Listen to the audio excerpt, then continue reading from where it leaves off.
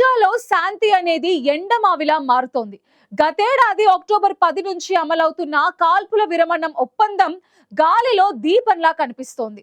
సరిగ్గా ఆదివారం నుంచి రఫా సరిహద్దులను తెరిచి ఒప్పందంలో రెండో దశకు అడుగులు వేయాలని భావిస్తున్న తరుణంలో ఇజ్రాయెల్ ఆర్మీ గాజాపై విరుచుకుపడింది. శుక్రవారం రాత్రి నుంచి శనివారం ఉదయం వరకు జరిగిన భీకర వైమానిక దాడుల్లో మహిళలు, చిన్నారులు సహా కనీసం 31 మంది ప్రాణాలు కోల్పోయారు. కాల్పుల విరమణ మొదలైన తర్వాత ఇంత పెద్ద సంఖ్యలో మరణాలు సంభవించటం ఇదే మొదటిసారి.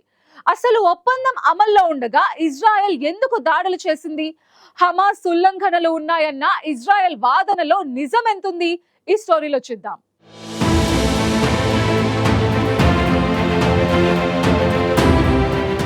గాజా ప్రాంతం మరోసారి రక్తపాతానికి వేదికగా మారింది. గత ఏడాది అక్టోబర్ 10వ తేదీ నుంచి అమల్లో ఉన్న కాల్పుల విరమణ ఒప్పందం కొనసాగుతున్న సమయంలోనే ఇజ్రాయెల్ ఆర్మీ శుక్రవారం రాత్రి నుంచి శనివారం వరకు గాజాపై జరిపిన భారీ వైమానిక దాడులు అంతర్జాతీయ సమాజాన్ని తీవ్రంగా కలవరపెడుతున్నాయి.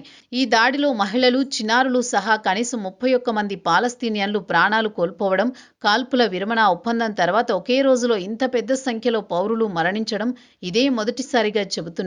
ఇప్పటికే యుద్ధ బీభత్సంలో అల్లాడిపోతున్న గాజా ప్రజలపై మరోసారి బాంబుల వర్షం కురవడం ప్రాంతంలో ఉద్రిక్తతలకు మరింత పెంచుతోంది. హమాస్ కాల్పుల విరమణ ఒప్పందాన్ని ఉల్లంఘిస్తోందంటూ శుక్రవారం ఆరోపణలు చేసిన ఇజ్రాయెల్ ఆ ఆరోపణల తర్వాత కొద్ది గంటల్లోనే గాజా సిటీ, ఖాన్ యూనిస్ వంటి కీలక ప్రాంతాలను లక్ష్యంగా చేసుకుని దాడులకు దిగింది. గాజా సిటీలోని అపార్ట్మెంట్ భవనాలు, పోలీస్ స్టేషన్లు, ఖాన్ యూనిస్లోని శరణార్థుల టెంట్లపై జరిగిన ఈ వైమానిక దాడులు అత్యంత తీవ్రంగా మారాయి. ముఖ్యంగా గాజా సిటీలోని ఒక పోలీస్ స్టేషన్పై జరిగిన దాడిలో 14 మంది మృతి చెందగా పలువురు తీవ్రంగా గాయపడ్డారని ఆసుపత్రి వర్గాలు వెల్లడించాయి. ఈ దాడిలో 4 మహిళా పోలీసులు కూడా ప్రాణాలు కోల్పోవడం పౌర భద్రతా వ్యవస్థలపై ఇజ్రాయెల్ చర్యలు ఎంతటి ప్రభావాన్ని చూపిస్తున్నాయో తెలియజేస్తోందని విశ్లేషకులు చెబుతున్నారు.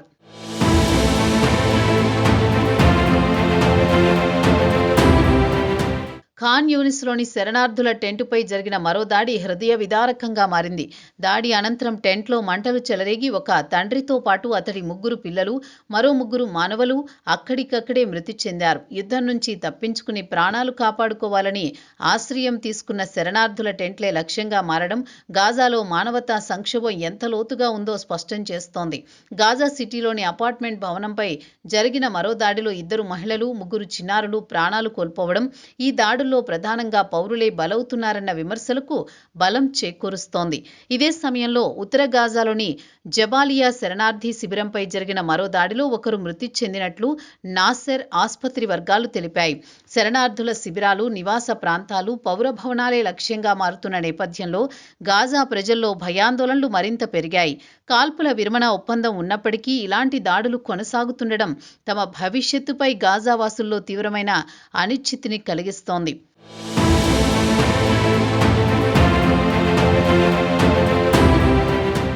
ఇజ్రాయెల్ దాడులను హమాస్ తీవ్రంగా ఖండించింది. వెంటనే దాడులను ఆపేలా ఇజ్రాయెల్పై ఒత్తిడి తీసుకురావాలని అమెరికాను, ఇతర అంతర్జాతీయ దేశాలను హమాస్ కోరింది. కాల్పుల విరమణ ఒప్పందాన్ని ఇజ్రాయెల్ ఏకపక్షంగా ఉల్లంఘిస్తోందని హమాస్ ఆరోపిస్తోంది.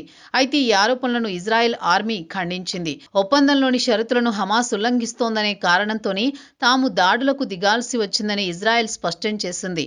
రఫా ప్రాంతంలో ఓ టన్నెల్ నుంచి బయటకు వస్తున్న 3 సాయుధులను తమ దాడుల్లో హతమార్చినట్లు ఇజ్రాయెల్ ఆర్మీ ప్రకటించడం భద్రతా కారణాలనే చూపిస్తూ దాడులను సమర్థించుకునే ప్రయత్నంగా విశ్లేషకులు భావిస్తున్నారు.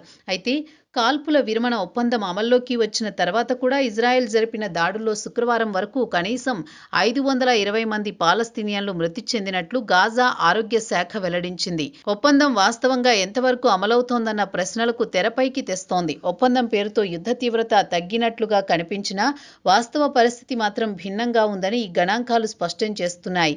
ప్రతి దాడిలోనూ పౌరులే ఎక్కువగా ప్రాణాలు కోల్పోతుండడం అంతర్జాతీయ మానవతా చట్టాల ఉల్లంఘనపై మరింత చర్చకు దారితీస్తోంది.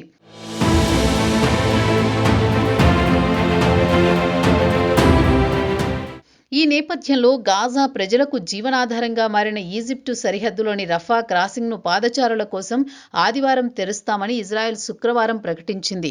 ఈ ప్రకటనతో కాల్పుల విరమణ ఒప్పందం రెండో దశ అమల్లోకి వస్తోందన్న ఆశలు నెలకొన్న తరుణంలోని మళ్లీ ఇజ్రాయెల్ వైమానిక దాడులకు తెగబడడం ఆందోళన కలిగించే పరిణామంగా పరిశీలకులు అభిప్రాయపడుతున్నారు. ఒకవైపు మానవతా సహాయ వర్గాలను తెరిచినట్టుగా ప్రకటిస్తూ మరోవైపు బాంబు దాడులు కొనసాగించడం ద్వంద్వ వైఖరిని సూచిస్తోందన్న విమర్శలు వినిపిస్తున్నాయి. మొత్తానికి గాజాలో పరిస్థితులు మళ్లీ ఉద్రిక్తంగా మారుతున్నాయన్న సంకేతాలు స్పష్టంగా కనిపిస్తున్నాయి. కాల్పుల విరమణ ఒప్పందం భవిష్యత్తుపై ప్రశ్నార్థకాలు పెరుగుతున్నాయి. ఇజ్రాయెల్ హమాస్ మధ్య పరస్పర ఆరోపణలు, దాడులు కొనసాగితే ఇప్పటికే తీవ్ర మానవతా సంక్షోభంలో ఉన్న గాజా మరింత అగాధంలోకి జారిపోయే ప్రమాదం ఉందని అంతర్జాతీయ నిపుణులు హెచ్చరిస్తున్నారు.